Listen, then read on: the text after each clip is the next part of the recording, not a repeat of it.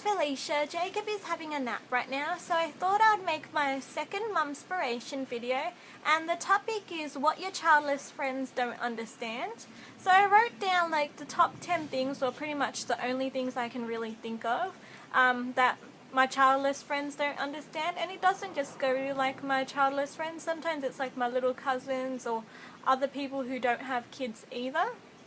So number 10, discipline. Sometimes like when I'm in the middle of doing something, for instance when I'm eating or something, or like if I'm washing dishes or something and I just let him cry, and if my friends are here or something, if I let him cry, they're like, oh, do you want me to pick him up or anything? And it's like, no, just let him cry. It's like I'm in the middle of something. He has to learn that if I'm busy, he can't just get everything he wants. And they don't seem to understand why I just let him cry sometimes. Like, I don't do it that often, but sometimes you just have to do it. And sometimes we yell at him, not like really loud or anything, and like if we smack his hand, like we don't hit him hard, it's just like a little bit harder than a tap, just so he'll understand no, not to touch something. And they'll just look at me like, oh, why are you doing that? He's just a little kid, he doesn't understand. It's like he's gonna have to learn sooner or later, and you just have to keep at it, like keep doing it again and again and again, and then they start listening. And it's like sometimes they just don't seem to understand that. Okay, number 9, language. I know sometimes you like accidentally swear or something like that, but it's like you have to watch your language, especially now that Jacob is talking. He can pick up on some language, and he has picked up on one bad word. So I know like they don't mean to do it. Sometimes they'll just say it and not realize, but it's like you have to watch what you're saying in front of my child, or pretty much any child. Number 8, money. Sometimes like you'll go shopping with your friends and you'll see them, they'll buy a new dress, a new top, and it's like it doesn't matter what the price is to them, they'll just buy it. And it's like they don't realize like we pretty much save every cent we have. Like, they're like, oh, you already have a lot of savings, I'll just buy it if you see something nice and stuff. It's like, no, it's like I think I would rather just put it away for when I really do need it, or when I go shopping for his clothes. It's like I'll go start buying stuff for him, and then they're like, oh, aren't you going to buy anything for yourself? It's like, no, I don't really need it, so I'm not going to buy it. But they'll like just spend money just like that on themselves, and I try to save every like dollar I have just for Jacob. And restaurants, especially like fancy restaurants, we can't afford all the time to spend like $25 to $50 a plate. And we're going to have a child with us, so it's not going to even be that enjoyable as well. Pretty much everywhere I go, I take Jacob with us. If Jacob can't go, I pretty much don't go. And don't expect to invite us like last minute and then expect me to leave him with my mum. It's like, I know my mum can watch him, but I would rather take him with me. It's more enjoyable than just thinking of him all the time, or what's he doing, or just saying, oh, hang on a minute, I just need to call my mum just to check on Jacob and stuff like that. And as well as that, if we cancel last minute, don't get angry at us. Like, I know something might have come up, like Jacob being sick or something. It's not like I'm just going to leave him with my mum just so I can go out while he's sick or something. So if we cancel, don't get angry with that.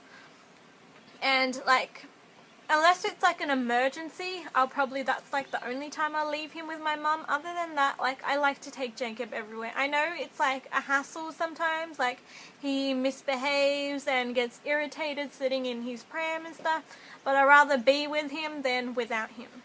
So time is the next one, number 6. The house sometimes might be a bit messy with his toys everywhere. I might have not got time to wash dishes or like clean up a bit. It's like I've got every second with him. It's not like I can just leave him just to go wash dishes and stuff, because when we do that, Jacob starts breaking things. Like when we're downstairs and stuff, he'll go through my brother's stuff, and my brother will get angry at me. So I have to wait till he's asleep before I can do anything like that. So if you're with me at my house and Jacob's napping, I'll probably be washing the dishes and cleaning up and all that. So don't expect like the house to always be so clean when you come over. Or like, as well as that with time, I don't always have time to talk to my friends. Like, I used to have a lot of friends, and now like I've only got 10% of those friends now. So those friends that I do have, I am thankful that I have them and they do stick around. Sometimes I only talk to them once a month or once every couple of months. There's like one of my friends that has no kids, and I used to see her all the time, but then she moved and I only see her once every few months and stuff. And we talk to each other every couple of weeks or something, and she's like one of my best friends, and it's like I don't even have time to always talk to my best friend, yet she's always been there for me when I needed her. The only person who I see a lot more often is one of my friends that has a kid. She has a daughter that's like a month older than Jacob, and we see each other all the time, like once a month or once every 2 months, sometimes even once every 3 months, just so like the kids can have like a play date or something like that. It's not like we go out to like to places and stuff. It's just like to the park or like to her house or my house and stuff like that. Number 5, phone. Sometimes I forget to reply to you. Sometimes I'll miss your call. I'm pretty much doing something for Jacob if I miss your call or I forget to reply. Sometimes you'll send a message and I'll read it and I'll be about to reply, and then I have to go do something for Jacob and I'll forget to reply. Don't get angry at me if it takes like a day or 2 days for me to reply to you. Sometimes I do forget. I've got other things on my mind, and Jacob comes first in everything. So if I'm busy doing something with him, I'm not going to stop that just to reply to you or to answer your calls. So sometimes they don't always understand that, like my friends, but it's like I'll get back to you as soon as I can. Number 4, tired. Some people say they're tired like with when they go to university, college or school and stuff, when they've got a lot of assignments and assessments and all that kind of stuff. You don't know what tired is until you have a baby. Sometimes you're up until 10, 11 o'clock, sometimes 12 or even later than that, just so you can do things like clean up and all that kind of stuff. And it's like you can't do that when they're awake. So all the cleaning up, and if you're planning to go anywhere, the next day you're going to be up just preparing for that, like getting everything ready, like the diaper bag and clothes and everything like that. And in the morning you still got heaps to do. You're up really late and you're awake really early. Like sometimes I go to bed about 12 and Jacob's up at like 6 in the morning or 5 in the morning, and throughout the night he might get up a couple of times, and that's just really tiring. You do not know what tired is until you have a baby, especially in the first few months when they get up a couple of times throughout the night. Jacob was still waking up a couple of times a night when he was like 9, 10 months old. So, and he still does sometimes. He's almost 16 months old, yet he still gets up sometimes once a night or twice a night, or he moves around so much that he'll wake me up. Number 3, nap time. People that don't have kids don't realize how much we love nap time. Like, if he's asleep, do not disturb him, or if I'm trying to put him to sleep, be quiet. It's not like I'm trying to be rude and say don't talk to me or anything like that, or don't make so much noise. It's just we have to get them to sleep. If they're cranky, they're not going to be happy, and they're just going to keep crying, which will make time with them less fun. And if he's sleeping, do not disturb him. Don't try to touch his face or anything like that. It annoys me, like before when he was like really little, and my brother used to go and wake him up as soon as he fell asleep, and he didn't realize how much it made him cranky as soon as he left. And as soon as he started getting cranky, my brother would just walk out of the room. And it's like, you don't realize how hard it is for me. And then once he's realized, like, when he's sleeping, do not disturb him. And like other people, sometimes like as soon as he falls asleep, they'll start talking really loud and stuff. It's like, I know like he can sleep through some of the noise and stuff, but sometimes you just have to be a little bit quiet. And Number 2, food. That's pretty much the second most annoying thing to me, is when they give him food that I say no. Sometimes, like, for example, when I went to Queensland last week, when I went to one of my cousin's house, over there, my cousin, she's like about 4 or 5 years old. and she asked me if she can give Jacob a Mentos. It's like a hard chewy lolly, and I said no. It's not because it's sweet or anything that I didn't want to give it to him. He could choke on it, and like 2 seconds later I turn around and she gives it to him. And I didn't mean to yell at her and make her like upset or anything, but sometimes like when you say no, it's not because of you just don't want to give him sweet foods or anything like that. It's just sometimes they can choke on it, and she didn't seem to understand that. And another time, like when he has soft drinks and stuff, I don't like giving him soft drink. My mum sometimes gives it to him behind my back, and I do not like it.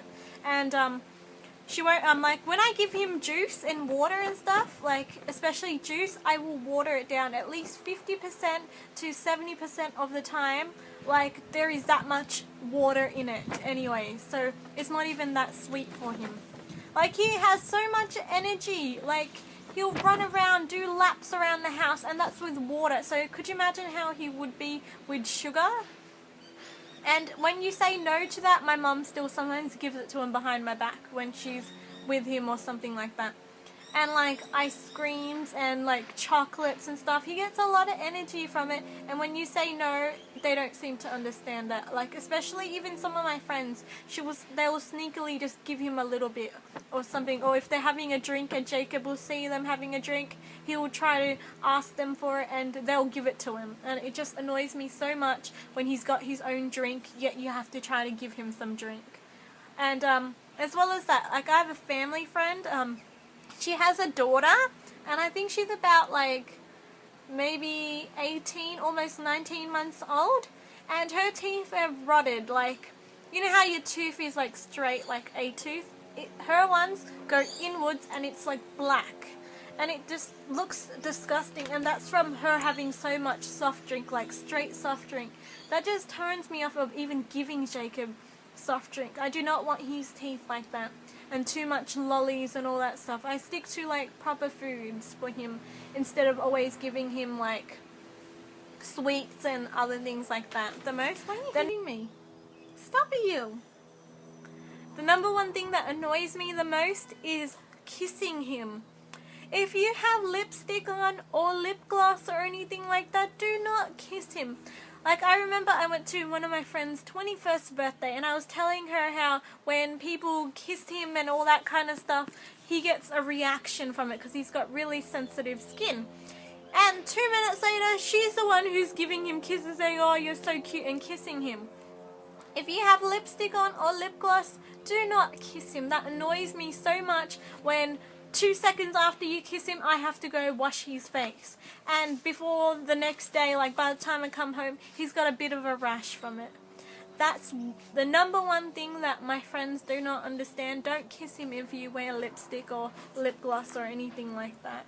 It just annoys me so much when they do that. Okay, well, I think that's about it on my MOMSPIRATION video. So, thank you for watching. Bye!